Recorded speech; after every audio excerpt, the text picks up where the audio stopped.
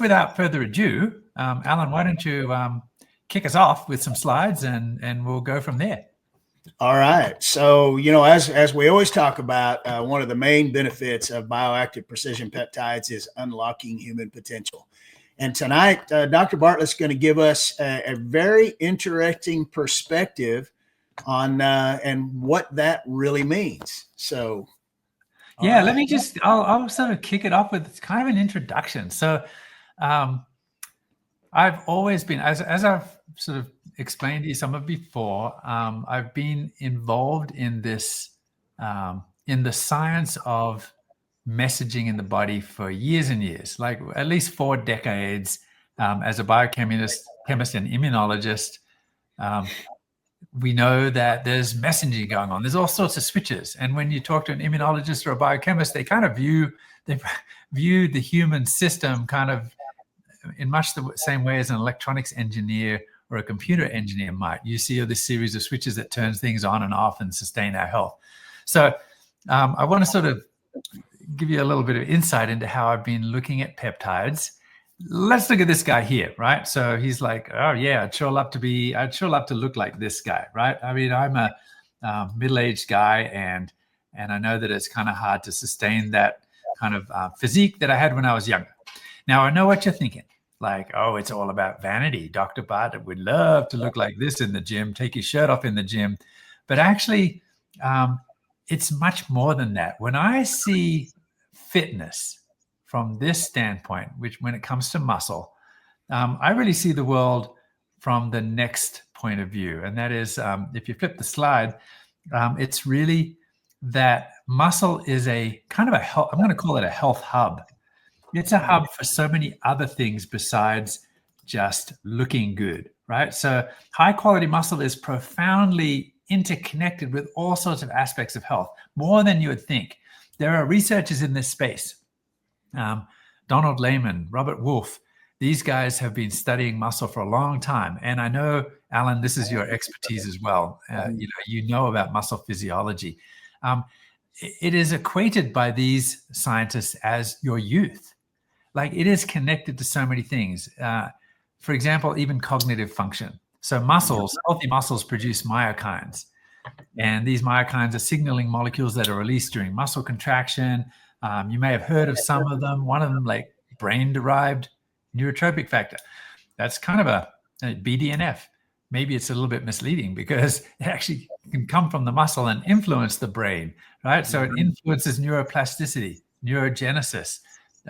So muscle connected to the brain. So that's, one of the things that muscle is connected to and interconnected to. There's evidence for this, right? Muscle activity. We know that studies have shown that individuals with greater muscle mass and regular resistance training exhibit better executive function and memory and slower cognitive decline with age. So next time you think about someone who's a muscle head, think of their brain. It's actually really important. So healthy muscle, healthy brain. There's also a connection with bone density. So when you're using your muscle, it's also sort of, I guess, stimulating osteogenesis. It's the mechanical stress on the bones, but it's more than that. Bones and muscles actually share certain pathways for maintenance, and that is certainly a fact. Healthy muscle, you're going to have healthy bones as well. Metabolic fitness, that's another thing, right? If you have healthy muscle, then you've got all sorts of things like glucose control that's affected, your basal metabolic rate, which is sort of burning calories while you're sitting there. It's really important. There are some immune balancing effects that are related. Immune support, let's go there. The muscle is considered by muscle experts to be kind of a reservoir for amino acids that are involved in all sorts of biochemical reactions in the body, including the immune system. So the list goes on. Yeah. And so again, when you think fitness, a biochemist, an immunologist, a cell biologist kind of really thinks this. Your muscle is equated to healthy aging.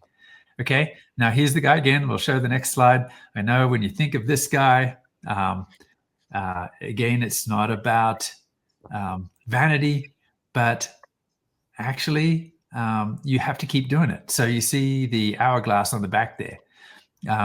If you don't use your muscle, if you don't use those muscles, just like using your brain and everything else, you start to lose it. And there is a connection to peptides here. And so we'll talk about that later. But just for now, that's so interesting, right? Like, I would just like to go to the gym, look like this after 6 months or so, and then, like, can't I just leave it that way? Can't I just have that, like, that nice muscle tone and fitness forever? Why can't we? You know, like, it would be so easy if we could. But in the next slide, I'll show you again how an immunologist would look at it. So here you see that our bodies are perfectly designed for scarcity and activity. But let me explain that a little bit. So, you know, for a long time, things looked more like the left part of the slide than the right part of the slide. So we had to go look for our food. We were often hungry. Food wasn't always there. It was kind of scarce and hard to come by. And your bodies are perfectly designed to conserve energy. So, you know, you have this, like, these messages that are going on in the body all the time saying, hunt for food, food-seeking behavior. And then you have to exert a lot of energy to go hunt the food or farm for the food and do all of those things. So when you're using the muscles, then the muscles are going to grow and adapt. But if you're not using them, the body just says, well, it's too expensive to keep it.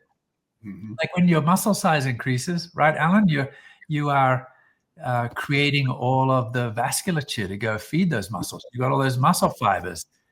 And when you're sitting there, what happens? Like, when you got more muscle, then you have that increased basal metabolic rate, meaning you're burning more calories even when you're not working. That's right. So the body figures it out, just says you can't keep doing that. So if you're not using it, I'm just going to cut it out. So that's why we can't look amazing unless we just keep doing it. Yep. So yeah, that muscle atrophy, Dr. B, is a really, really bad thing, and not just for our physiological function, right? For like you just said, it's for our brain function. And we have all these muscle brain, muscle bone, muscle gut, muscle, literally every organ in the body is impacted by muscle. So when your muscle atrophies, guess what the organs do as well? They atrophy as well. Yeah. Yeah. It's interesting. Let me just throw another example at you as an extreme. So I once climbed Mount Rainier. I did, well, maybe so what happens when you climb Mount Rainier? It's like, I don't know, 14,000 feet. It was an awesome adventure. Mm-hmm. But you are, as you're going to altitude, like, let's say you're climbing Everest, you do this altitude training. Like, what's happening? As you go to higher and higher altitude, your body adjusts. It's brilliant, actually. It says, well, there's less oxygen here. So how do I best adapt? And your body gets this message and it says, hey, you need more oxygen. The best way to do that is to create more red blood cells. So your body does that. So you're using, B vitamins and other things, and your body is creating more red blood cells. And so that you can now sort of perform at altitude where there's less oxygen. So I live sort of about a mile high here in Utah. It's about 5,000 feet where I live. And I run quite frequently, and then I'll go to sea level. And then when I run at sea level, I'm almost, I just feel supercharged. Why am I supercharged? Because it's like the equivalent of blood doping, I suppose. I've got more red blood cells than I need, and I'm like feeling super fit. And then I noticed that I've only been at sea level for a week, and then I come back to Utah and I'm like struggling again. I'm like, what? Like, why did my body dump all those red blood cells after just a week at sea level? Well, there's a metabolic price to pay, right? So as you have more red blood cells, it thickens the blood a little bit more. It interferes with all sorts of other parameters that are set by your metabolism, by your homeostasis. It says, well, you're prone to clotting a little bit more, and there's all sorts of little things that happen. Let's get back to muscle. So you've gone to the gym, you've got beautiful fitness, and the muscle's great, and it's contributing to your cognitive function and immune function, everything else. So why is the body trying to drop it so fast? Again, it's this scarcity mentality. And you'll notice that maybe our modern lifestyles are different, right? So here's the guys on the right, plentiful food. But what else are they doing? Well, these guys are working. Most of our work these days, a lot of us are sitting in front of computers. We're answering the phone. We're doing things that don't involve constant muscle. But we've got plentiful food. So we're not sort of having to hunt for food the way that we used to. So maybe is there a way that we can kind of reset that so that we don't lose that muscle quite as fast?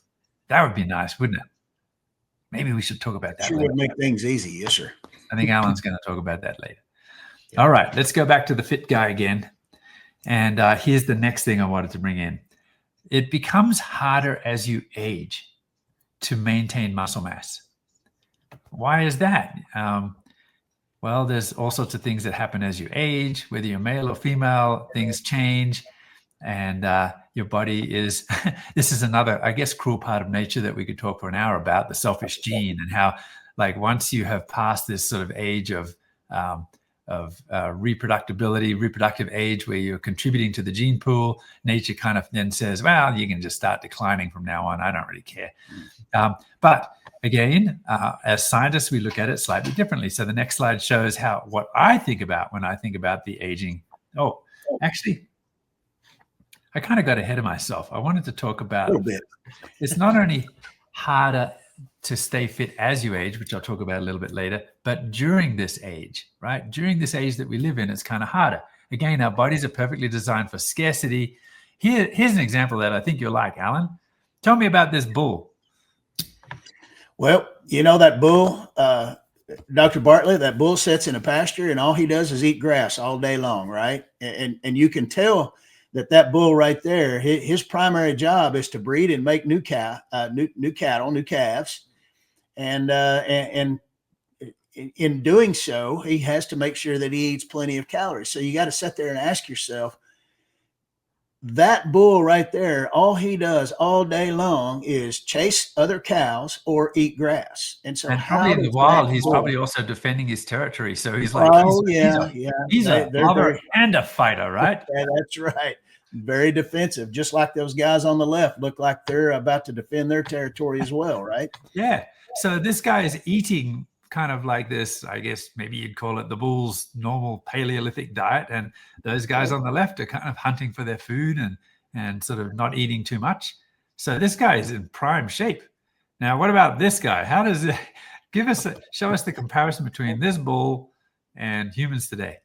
Well, you look at humans today and you look at, for example, obesity rates in the United States hovering around 40% right now. And that's fairly alarming because, if you look back even 20 or 30 years ago, the obesity rate was, down below 10%. And so what have we done? What have we changed in our diet? And that's where it gets really concerning. But you look at that bull right there on the left, he's not eating grass, is he? So he's not eating his naturally derived diet. He is eating something that somebody has basically picked and processed and thrown into a trough for him, and he doesn't have to move. He doesn't have to defend his territory. And he's probably, that actually looks like, looking at it, that's actually a cow. So I think I see udders there on the left. So she might be, just a little bit overweight from eating a lot of corn. I asked AI to give me a bull, so let's pretend it's a bull, but he's not like the other bull. He's eating the wrong food. He's eating too much, and that affects his muscle quality. And it's a little bit, again, like the modern diet. And it's hard in modern times because there's so much fast food and there's so much processed food to eat right and not eat too much, right? Because it's high caloric density. So yeah, in the modern age, it's kind of harder to be that fit guy and that fit lady. So, it's harder in this age. And then, as I mentioned before, the next slide, I look at this guy. This higher quality muscle generates more force relative to the size. So, this is like, okay, this may be AI generated. And you may think, well, that's ridiculous. A bull isn't that fit. They don't jump fences. But if you look at the next slide, there was recently in Idaho, a photographer captured this. The bull, here it is right here, description. The 2,000-pound bull, described by its owner to the rodeo announcer as pretty with spots on, had accomplished its goal of throwing the cowboy who dared to attempt to ride it. But then the bull ignored attempts to round it up, and it did a couple of circles of the rodeo, and then decided he wanted to get familiar with the audience. So, I mean, just look at the power of that guy. I don't know how tall that fence is, 5 or 6 feet, and he just jumped right into that audience. I mean, so much power. It's like a locomotive. So there's some good quality muscle in that bull. A lot of power there. It happens in real life. Yeah, if you ever watched PBR, you can see just how athletic some of those big bulls are. They are, and they will refer to them, in the PBR as athletes, and they truly are very much very skilled athletes. Yep. And later, Alan is going to talk about the difference between the quality of muscle between those two bulls that we looked at, and maybe those two different kinds of humans that we looked at. That's right. So again, to the fit guy, and all these fit people that are sort of, are sticking to it and working their muscles and realizing and appreciating the importance of muscle. But again, it does get harder as you age. And there's reasons for that. I've sort of started going into it. The next slide, again, is how a biochemist looks at it, how Alan looks at it. And what you see here is like this mTOR system, which is one of the sort of the mechanisms for helping to maintain muscle mass. And it can be activated by a couple of different areas. It can be sensitive to nutrients, like certain amino acids, branched chain amino acids and things from protein. And then there are others that are sort of more sensitive to some of the peptides and hormones.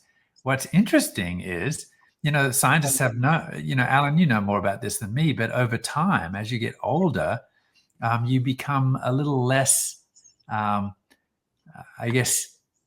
influenced by the protein and the leucine and things like that you're eating. And so it's harder to maintain the muscle. But there is an answer to that: exercise. So exercise sort of goes through that growth factor pathway and hits that mTOR system, which maintains your muscle from a slightly different direction. And there are peptides and growth factors that are involved in that. So there are ways that you can, even as you're getting older, you can't rely just simply on the nutrition quite as much. You have to sort of do a little bit of work and also make sure that your body gets the right stimulus from that side. Yep. So having said all of that, then giving you an introduction, it's, muscle is not just about looking good.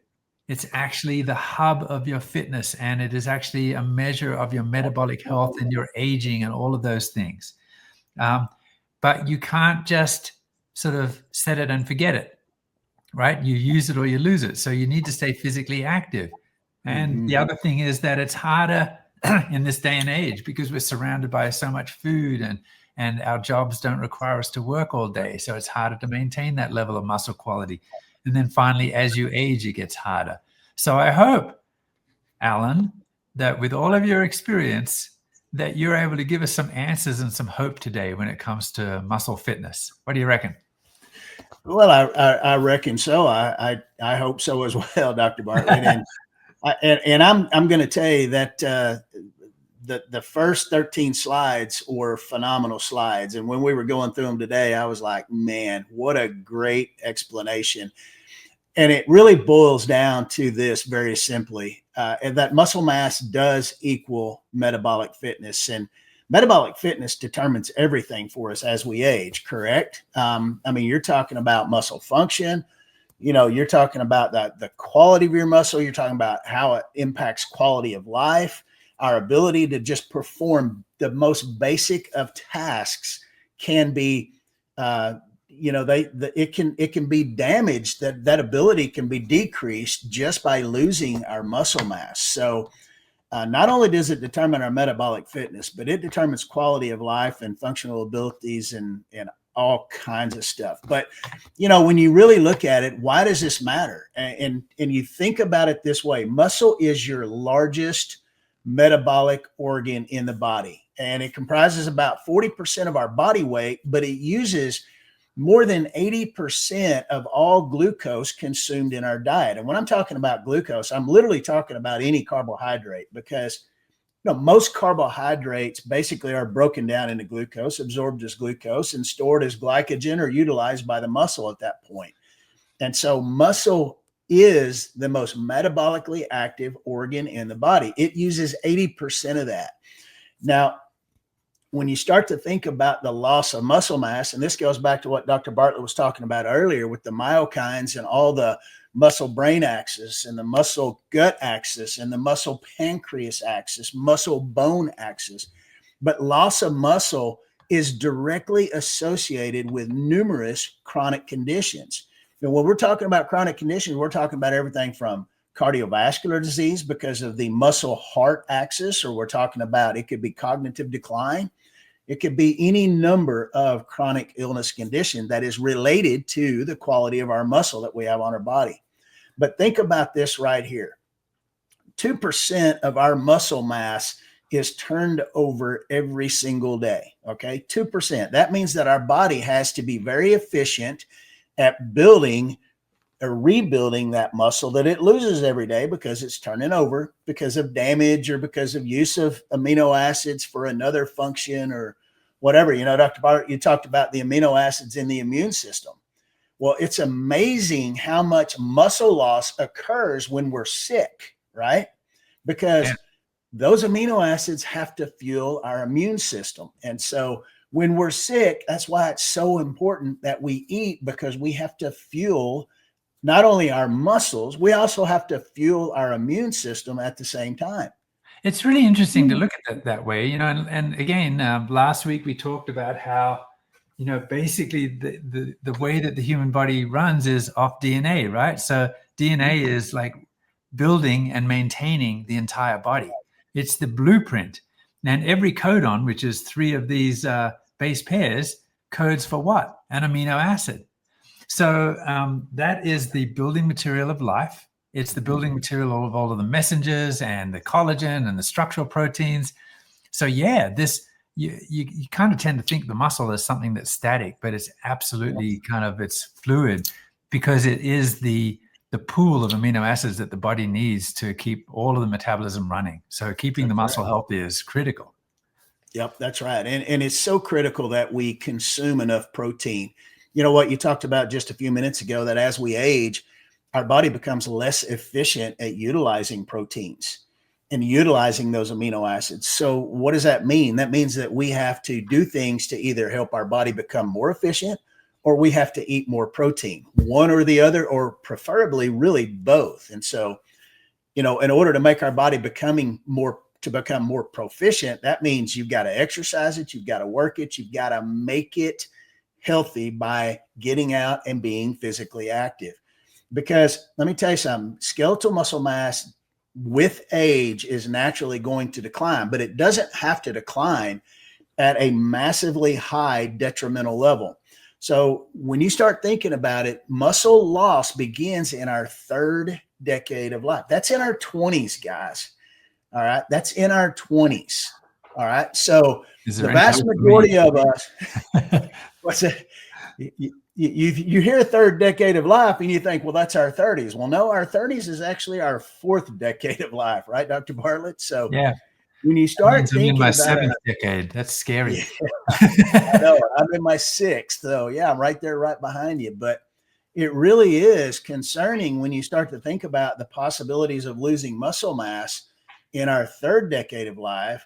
And in our 3rd decade, our 4th decade, really our 5th decade, we lose it at about a rate of 3 to 8% per decade. So it doesn't sound a lot, but guys, it adds up. And it adds up to the point that by the time we're at 50, that loss of muscle mass can increase to about 1 to 2% a year at that point, especially if we're not doing the things that we need to do to make sure that we maintain and preserve our muscle mass. So, you know, if you're 20 years old, and let's say that, you know, we're talking about 40% of our body weight, and you're a 200-pound guy and you've got 80 pounds of high quality muscle at 40, you're going to be much better off if you've got 80 pounds. I said 40 pounds. It's 80 pounds of high quality muscle at 40% of our body weight at 200 pounds. You're going to be much better off in your 50s if you walk into those 50s with 80 pounds of muscle mass, right? You haven't lost it, because if you're losing it at 3 to 8%, by the time you entered your 50s, let's say you're losing 5% on average a year, that's going to be about 60 pounds, probably somewhere thereabouts by the time you enter your 50s. And then at 1 to 2% a year after that, now all of a sudden, by the time you hit 75 or 80 years old, you're talking about losing up to 50 to 60% of your muscle mass.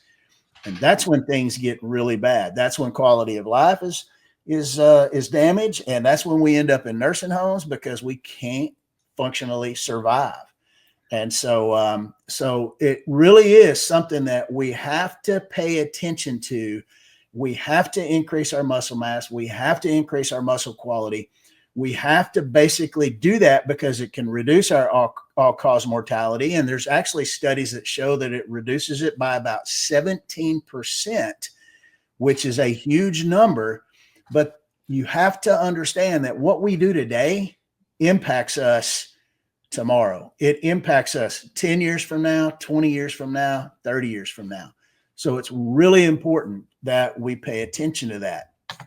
So when you think about muscle fiber, so Dr. Bartlett, I found some really interesting slides, and I kind of want to give people just a little bit of something to think about. So this is a muscle fiber right here. I don't know. Can you see my pointer on the screen? I don't know if you can or not. You probably can't. Can't see it, no.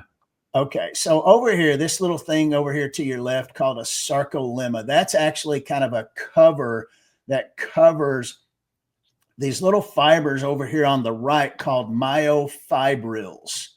And then if you see the blue in the middle, those are mitochondria. So mitochondria is where all the energy comes from to basically energize that muscle cell. Now, if you look these down are the furnaces that burn the fuel and combine it with oxygen to get, it's really just like a car, right? You've got fuel, oxygen equals power. Same thing with the mitochondria, right?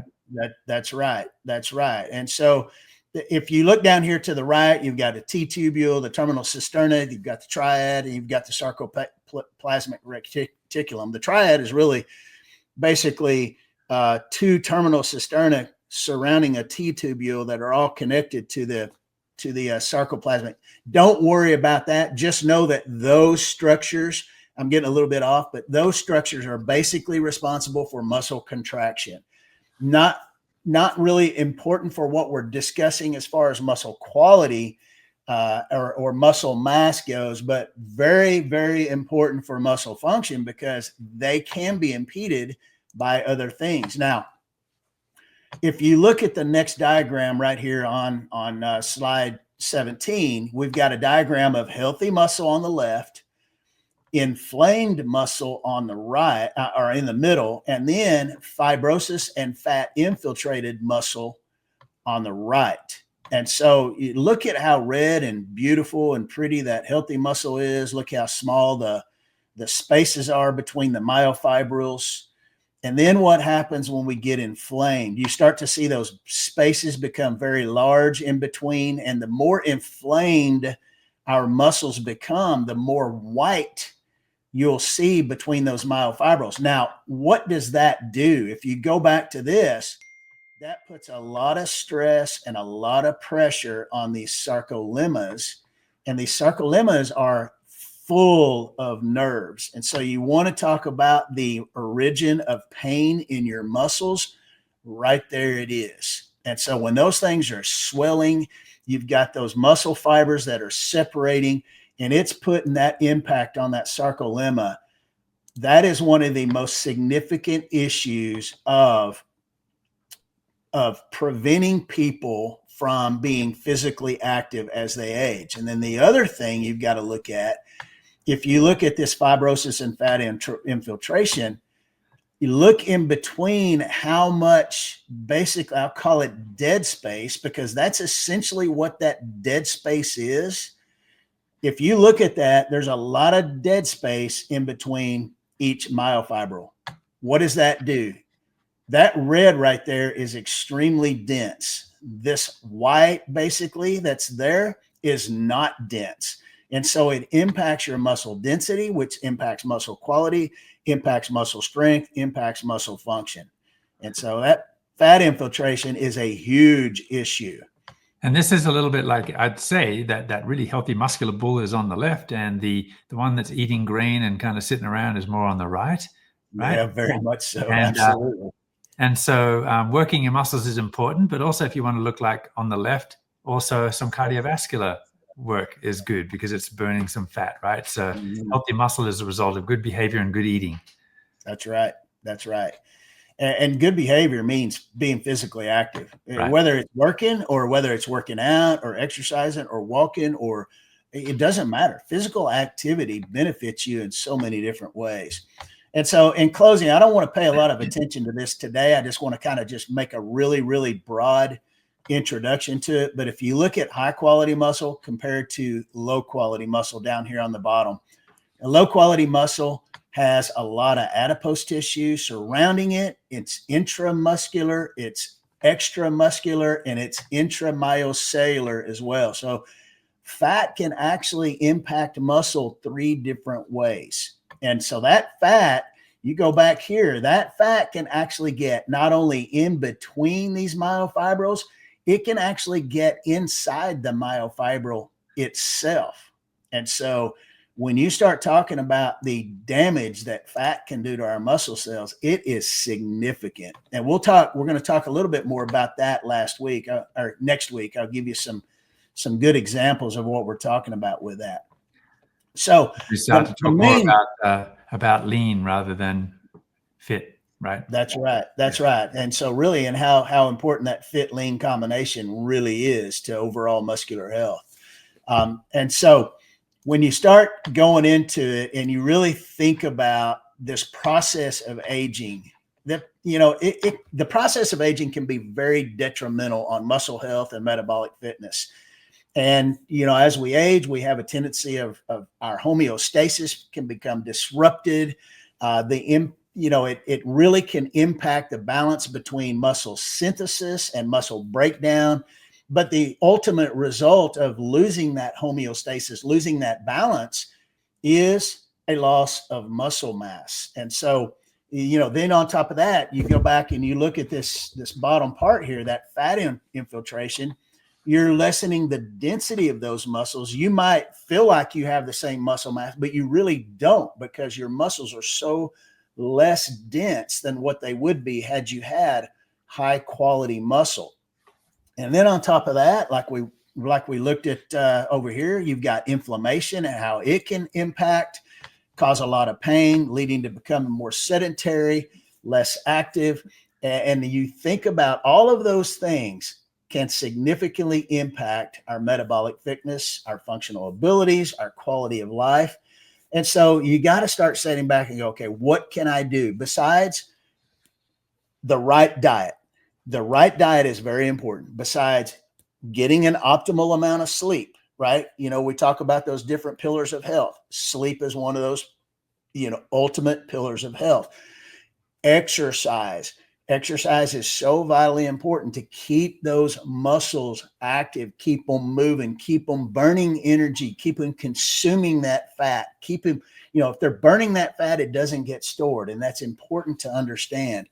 And so, you start to think about, okay, what can I do, especially as I age, and as I get 60, I need more and more and more help to make my body more effective. And so what can I do? Well, you know what? Here's one thing we can do. We can take our Make Wellness Fit. And our Make Wellness Fit has so many benefits. Its primary outcome is definitely to increase our muscle tone. And it does this through multiple mechanisms of action. So, for example, it increases our muscle protein synthesis. It helps to inhibit muscle protein breakdown. It helps to reduce that inflammation. So guess what we just did? We improved our muscle mass. We improved our muscle quality. We reduced the inflammation. And another really interesting thing that this does, we'll talk a little bit more about it in a second, and Dr. Bartlett touched on it briefly when he talked about myokines, is it fit actually inhibits the expression of a myokine called myostatin. Now, myostatin is different than most myokines. Most myokines are secreted by contracting or exercising muscles. For example, irisin is a myokine that is secreted by exercising muscle that benefits muscle protein synthesis. However, myostatin is the one myokine that is secreted by sedentary muscle, and it actually causes muscle protein breakdown. So we want to inhibit the expression of myostatin at every possible opportunity. Let me, can I just interject there a little? Why does the body do this? And it goes back to that picture that I showed, right? And I said, you have to keep doing it. You have to keep. exercising. And why? It's because of this evolutionary, we've designed perfectly to maintain and not to spend too much energy. So again, the body sees the muscle that's not being used as a wasted opportunity, wasted energy. And so that myostatin is actually important, because the body is just saying, here's how you dump that muscle that you're not using, because we're all about conserving energy. And so when we're talking about the strategy here, it's not to just go overboard, but really maybe just sort of reset the level at which your body says, hey, it's time to dump that muscle, right? Just give it a little bit of help and stimulate those pathways that are more about building muscle, and sort of delay those pathways that are about dumping the muscle. Yep. No, that's a great point. And you think about other times when myostatin expression is high as well, Dr. Bartlett. One of those times is if we're injured. Let's say that we're injured and immobilized. What is our body trying to use those amino acids for? To recover, right? To repair and rebuild. And so when we're injured, we know that myostatin is expressed highly because it helps to break down that muscle tissue, release those amino acids so that those amino acids can be used to try to rebuild the damaged portion of our body. It's that, that first threat, that priority, right?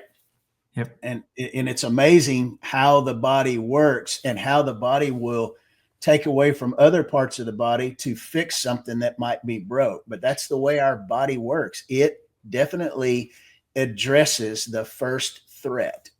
And that's exactly part of that, what you're talking about with that evolutionary aspect of how our bodies basically utilize things to fix itself. It's amazing what it can do. So some of the structure function claims, let's get into this a little bit and let's get this out of the way so that we can really do a deep dive into what FIT does. So here are approved structure function claims that we can say, that we'll print, that we'll put in documents and so forth. So it supports muscle physiology and aids healthy muscle retention, number one. Number two, may help decrease age-related muscle loss and support overall health and well-being during aging. And then number three, may support a healthy body composition, promote a balanced metabolism, and help maintain a healthy inflammatory response.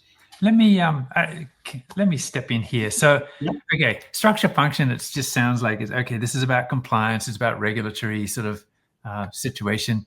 Now, when we're in this nutrition industry, there are two bodies that govern what we can and can't say, right? The FDA, it governs drugs, and it says, you can't make a disease claim unless you're a drug. So if you're in the nutrition space, we're not dealing with drugs here, right? These are nutritional supplements. And so it's very important that we understand that distinction, that we don't say this is to cure a disease or mitigate a disease. We're talking about the structure and function. So what happens with the body that's normal and how this supports normal processes. The other thing, though, that I think you need to know is that there's another regulatory body called the Federal Trade Commission, the FTC, and it is obsessed, and its job is with truth in advertising. So what they govern is you can't just say anything. You can't just make stuff up. You can't just say that your product does something that it doesn't do. So if you do say that your product does something, you need to have some proof and some studies that back it up. And that's what's really significant about this. These three things here is that they are, these claims are structured in a way that very carefully tell you this is not a drug, right? This is not a drug activity. It's not curing a disease. These are the parts of the body that it supports. And that's what we've been talking about so far, is all of the healthy sort of the ways that your body can act. But secondly, everything here has a study that can verify the validity of those statements. And that's what you're going to go into next a little bit, right, Alan? That's right. That's exactly right. Yeah. And one more point, Dr. Bartlett, if you look prior to seeing these structure function claims, we haven't made a single claim that is not supported or substantiated by significant research. And you can go back and even look at everything we talked about with muscle. These are all very very possible scenarios that occur on a daily basis with a huge number of people in our world, in this world that we live in. And so we start talking about structure function claims. Now we're talking about our product. This is what FIT does. Right. And now we're about to get exciting, because when you see what it really does and you understand how, now you understand why we're so excited about this product. So let's talk about, there's a couple of things that we need to look at in the product. The first thing, of course, is the PeptiStrong Plus, but how it works in combination with our metabolic matrix technology. And so when you start talking about this particular product, the PeptiStrong Plus, how it promotes efficient muscle protein synthesis, how it prevents muscle loss, how it lowers the expression of chronic low-grade inflammation. Those are really just repeats of our structure function claims. How it inhibits the expression of myostatin. And, we also talked about how we can enhance that with exercise and physical activity. But we'll start to get into how it enhances recovery from exercise-induced muscle damage. That's one of the main preventers of people going back to the gym or exercising on the second day, because again, that exercise-induced muscle damage causes pain. And the older we get, the less we like pain, right, Dr. Bartlett? Yep, with you there. Yeah. So and we're going to talk a little bit how in our particular product, how we incorporate this metabolic matrix technology into enhancing the synergies of our bioactive precision peptides. And so we've got a lot of great things to talk about. But before we do, let's talk a little bit about what the research shows about our bioactive precision peptides. One of the things that we know is that following exercise-induced muscle damage, we actually get about a 47% decrease in fatigue and a 103% increase or greater strength recovery following that muscle damage. Now, you think about that for a second, 47% less fatigue. Now, this was all within a 72-hour time frame after performing very, very stressful and damaging exercise. When I say damaging exercise, I'm talking about exercise that induces muscle damage. So in other words, it induces soreness. And soreness, the recovery from soreness can last sometimes for some people 2 or 3 or 4 days. And it's usually, we always talk about, in the athletic world, we always talk about day 2 being more painful than day 1, because that soreness really has a tendency of setting in. But if you think about this, 47% less fatigue and 103% greater strength recovery following that exercise-induced muscle damage. That means that our soreness is decreasing at a significantly greater rate than it did with the placebo in these studies. Another benefit is that we've got 4 times greater protein synthesis during a remobilization period following 7 days of single leg immobilization. Okay, so what they did in this particular study is they basically took a leg, put it in a cast, and you will be shocked. If you ever wanted to do this, get a sling, put your arm in a sling, put a splint on it, don't move it for 7 days, come back and measure it, and see how much muscle mass you lose in as little as 7 days. It is massive. You would be shocked if you've ever done that. If you've ever broken an arm or broken a leg and put it in a cast, you know that your muscle is a lot smaller when they take that cast off than it was when they put it on, right?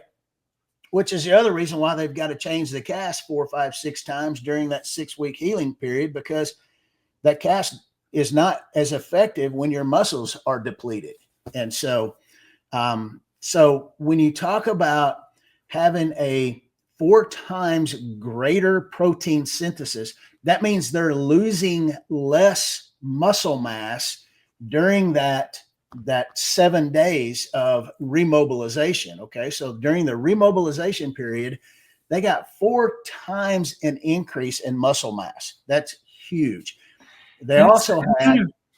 It's so, Alan, it's kind of, if you go back to sort of, again, how scientists look at things, and I showed you that like crazy diagram of how there's this mTOR pathway. So there's this biochemical pathway in the body that sort of is obsessed with maintaining the muscle. And evolutionary wise, right, that we're kind of designed to jettison the muscle when we don't need it. So that's what happens when you put it in a cast, right? It's the body's way of preserving energy. But remember, I said that there's this nutrient sensing pathway. So if you get whey protein, for example, if you've got protein, it's going to trigger that mTOR pathway. But it's not as strong as if you also use the exercise pathway. And that exercise pathway is also linked to peptides and proteins, these hormone signals, growth factor signals that also influence this mTOR pathway that is obsessed with maintaining muscle mass. So I think what we're seeing here is the peptide that has a certain shape that is able to fit into that receptor on that side of the muscle building sort of equation that helps to maintain it. Just kind of resets that level to maintain it a little bit longer. Yep, exactly. And so, yeah, and that's the power of these peptides when you've got that much greater protein synthesis following full immobilization. That is a massive. Anyway, you can't even really understand the significance of that and how that helps us overall in the preservation of our muscle mass, and maintaining that muscle mass, especially as we age. And so these peptides are very, very powerful. And the last point that we make, you see the 54% increase in performance. That increase in performance was compared to a placebo, again, after 72 hours of recovery from that exercise-induced muscle damage. Again, what does that tell you? That tells you that your soreness is less, your muscles have recovered, your fatigue has decreased, and your strength has recovered. And so these peptides have tremendous science behind them, showing how they benefit overall muscle function, muscle quality, muscle mass, the entire gamut of muscle health. Right. And these are from human clinical studies. And again, if you look at these numbers, you kind of think, well, whoa, I've just joined the call. Like we're talking like injectable, synthetic, really powerful peptides, right? And the answer is not. These have been isolated very scientifically, very systematically from the fava bean, and these studies have been done with that peptide that has been basically extracted from that plant. That's right. That's right. So let's talk a little bit now. So moving on. Let's getting to the benefits of the metabolic matrix technology and how that metabolic matrix technology supports the different mechanisms of actions enhanced by these the bioactive precision peptides. And so when you think about the metabolic matrix technology, what it does is it actually targets multiple aspects of that whole muscle metabolism and cellular function mechanisms of action. And so it essentially, ultimately, what you need to understand is that the metabolic matrix technology helps to provide an essentially optimal conditions for muscle protein synthesis. And we'll talk about each one of the ingredients and get a little bit more in depth, but this metabolic matrix technology, we talked a little bit earlier about aging and how it affects efficiency, how it affects efficacy. Well, this metabolic matrix technology actually improves the efficiency of our bioactive precision peptides in enhancing muscle protein synthesis. And so that's one of the reasons why it works so well with this combination of synergistic ingredients. And so the first ingredient that we'll go through is actually it's an NAD precursor called nicotinamide riboside. And NAD plus, it is a crucial coenzyme that is involved in cellular energy metabolism, numerous other vital processes. But when you can take nicotinamide riboside and increase cellular NAD levels, these NAD levels actually decline with age. And they're actually showing that NAD, and a lot of people will take injectable NAD, they'll take NAD in multiple different ways, but it actually has a very, very powerful anti-aging benefit. And so higher NAD levels support mitochondrial function, energy production in muscle cells. It activates these little family of proteins that are involved in cellular health called sirtuins. And sirtuins are definitely involved in longevity. And in fact, there's been clinical trials in older adults that have found that nicotinamide riboside supplementation improves muscle mitochondrial function. And so NR, nicotinamide riboside, is very, very important in playing a supportive role in maintaining muscle health, and especially as we age.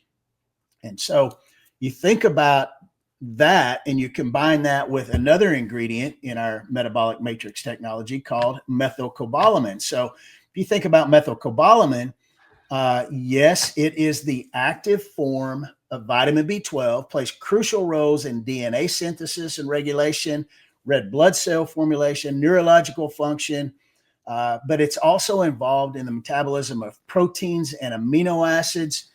It supports the production of energy in the cells, and especially in muscle cells. And it is particularly important for maintaining healthy nerve function, which is crucial for muscle control and strength. If our nerves are not functioning properly, our muscles cannot contract properly. If our muscles don't contract properly, we lose all kinds of abilities to function properly. When I think about these support ingredients, so, really the horsepower is the peptide that is helping to sort of change that level at which our body decides to keep the protein and keep the muscle, right? I think about this car that I was obsessed with that came out. It was the Dodge Charger that had the huge motor in it. It was called the Hellcat, right? You guys remember that? I don't know if there's many petrol head people on the call, but the engine was so big and it generated so much horsepower that normally there's a fuel line that goes to the carburetor or the injectors in a car, and it's usually just a 1/4 inch is enough. A 1/4 inch diameter fuel is enough to get enough fuel to most car engines. But this car needed a 1/2 inch diameter fuel line. So imagine you're building the muscle and you're giving it all the right signals to maintain itself. Then it actually means that maybe you need to increase the size of the fuel line, which means just provide ingredients that will support the increased function of the muscle. You want high quality muscle, then let's provide some of the cofactors that it needs, like the methylcobalamin and also the NAD, which is like intricately involved in basically generating the power that the mitochondria is able to develop. So it's really, when you see nutritional formulations, this is really the way that a biochemist looks at it. We just say, hey, you're preserving muscle mass. This is terrific. But what if you're preserving muscle mass and you're not giving it the fuel that it needs at the right level? And that's what some of these other support ingredients do. Yeah. And think of it another way, Dr. Bartlett, one of the major issues with a lot of these nutrients that are contained in our fit is the fact that a lot of people are deficient in these nutrients. And we'll talk about a couple of them here in just a minute that have a really, really high rate of deficiency. And so if we're deficient in some of these nutrients, and for example, as we age, our bodies have a really, really difficult time absorbing vitamin B12. If we don't have enough B12, then none of these things we just talked about with our B12 can function properly. And it so becomes kind of a limiting factor, right? It's like having a kink in the hose. So that's right.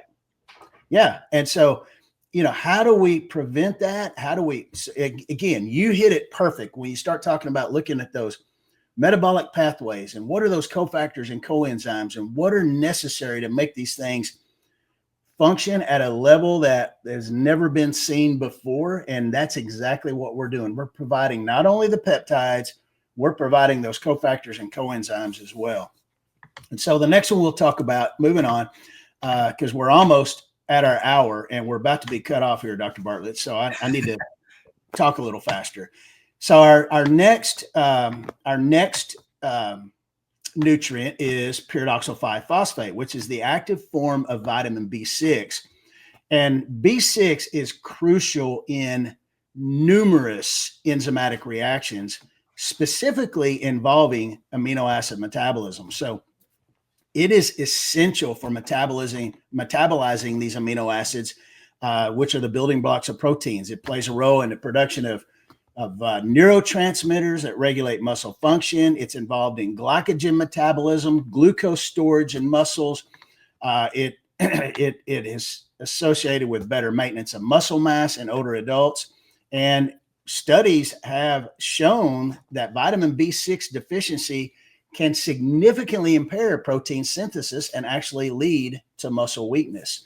So this vitamin B6 is a critical cofactor in the amino acid metabolism initiated by our peptides. And these B vitamins are they're very labile. They call labile, meaning they're easily destroyed by heat and light. Mm-hmm. And they have a short half-life in the body, which means they need to constantly be replenished. And so they're some of the most commonly sort of marginally deficient nutrients. And so you just need to make sure that you get enough of these, and it's really a nice, I think, insurance policy to have them in this product. Yep, I agree. The next two ingredients we're going to talk about magnesium glycinate and vitamin D, and how crucial these are. Now, these are two nutrients that people have a very, very high rate of deficiency. In fact, I've seen some studies that have actually shown that in specific populations that magnesium can be deficient as high as 80% of some of these populations. That's concerning because magnesium plays a role in more than 300, and actually studies are actually starting to show that there's actually more than 400 enzymatic reactions in the body that is entirely dependent upon magnesium as a coenzyme to those reactions. So what does magnesium do? It's crucial to ATP production. It supports the function of ribosomes. You go back to our DNA, Dr. Bartlett. What is the function of ribosomes? They're helping us get from this to this, right? Right. Yep. So ribosomes are where protein synthesis occurs in the cell. Ribosomes don't produce proteins without magnesium. Magnesium regulates calcium flow into the muscles. That affects muscle function because calcium and magnesium are both very important in muscle contraction and muscle relaxation. Vitamin D, we'll move to it real quick. It's crucial for, basically it's a fat soluble vitamin that has also a very, very high rate of deficiency, especially this time of the year when people are cold and they're not outside and they're not in the sunshine a lot of the times. And so deficiency of vitamin D significantly increases over the winter months. But it is it's a vitamin that basically kind of has a hormonal type effect in the body that has a role in calcium homeostasis, bone health, muscle function, promotes the differentiation of muscle precursor cells, and basically the conversion of those into mature muscle fibers, helps support anabolic signaling pathways. Vitamin D also is a very, very powerful anti-inflammatory as well, which is one of the reasons why deficiency leads to a high rate of inflammatory-based diseases and conditions as well. So I think we can't ignore point 3 there. Like you saw that word, and I've used it a few times already tonight, mTOR, right? So this is central to the pathway that helps to maintain muscle mass. And here we go, the vitamin D is actually supporting that complex. Yeah. Studies have demonstrated that vitamin D supplementation is significantly increased or will significantly increase muscle strength in adults with deficiencies. And so it is extremely important in mTOR, maintenance of muscle health, muscle strength, and it's very, very critical, especially this time of the year. We need to supplement it with it. We need to make sure that our vitamin D levels are at an optimal level. The last ingredient we'll talk a little bit about is our green coffee bean extract. This provides essentially in each serving 100 milligrams of caffeine, not a major dose of caffeine. We're not looking for a stimulant effect. We want caffeine's ability to enhance that glucose uptake in cells so that it supports cellular energy.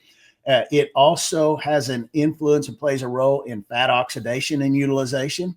And this is extremely important because caffeine can actually increase mitochondrial biogenesis in skeletal muscle cells. That is incredibly important because when we increase mitochondria, guess what we do? We increase or optimize basically the function of our cells. And so we can enhance and increase and optimize muscle cell function by increasing and enhancing our mitochondrial biogenesis. Yeah, remember the mitochondria are those little furnaces that combine fuel and oxygen to give you energy. And so as the muscle is maintained and you need more of these mitochondria, basically you're burning more fuel and burning more oxygen, right? That's right. So recommended use, most people I think that are taking the product will probably take it either first thing in the morning with the first meal or take it before a workout. I like to take it before a workout. I think it enhances my workouts tremendously. There are days if I've had a really, really hard workout, Dr. Bartlett, I might take a second dose of FIT after that workout at some point, basically to, enhance that recovery process as well. Don't be afraid if you'd like to. Don't be afraid to take it twice a day. Don't be afraid also to kind of, adjust your times and figure out when it works best for you. But always remember this: compliance, using the product on a daily basis is the single most important factor in getting the benefits of our FIT. Dr. Bartlett, when do you like to take FIT? Yeah, I really kind of take it first thing in the morning. Well, not exactly when I wake up, but sort of when I'm awake and at my desk and before I eat my first meal or when I'm doing my workout. So just before, that's pretty early. And yep. So when you think about it, you think about the importance of FIT. It really is a proprietary bioactive precision peptides formula because we combine our metabolic matrix, we combine the PeptiStrong. This formulation, this combination of cofactors and coenzymes, they work synergistically together to enhance that muscle protein synthesis, to enhance those metabolic pathways, and improve the efficiency and efficacy of those bioactive precision peptides. And probably one of the biggest things about it, you think about it when you hear fava bean protein or something, there's a lot of people that have this misconception that it's going to taste really, really bad. And so I've tried fava beans in the past, and I'm not a fan of the fava bean, I have to admit. So when I first started working with FIT, I was like, I'm not sure if I'm going to like this or not. But I will tell you that our flavor chemists and our developers that we worked on this product together did a fantastic job. And that's one of the reasons why I also take it first thing in the morning, but I also get my workout first thing in the morning. But it's really like taking a big glass of orange juice, and it's very refreshing. It's very clean. They did a fantastic job of flavoring the product. Yep, I enjoy it. Yeah. So it's very convenient. It's put in stick packs. One of the things I love about it also is that it's not in capsules. This is a liquid delivery system. So this thing hits your system and it is taken up and absorbed rapidly. And so you start to feel it almost immediately. So for me, it's a very experiential product.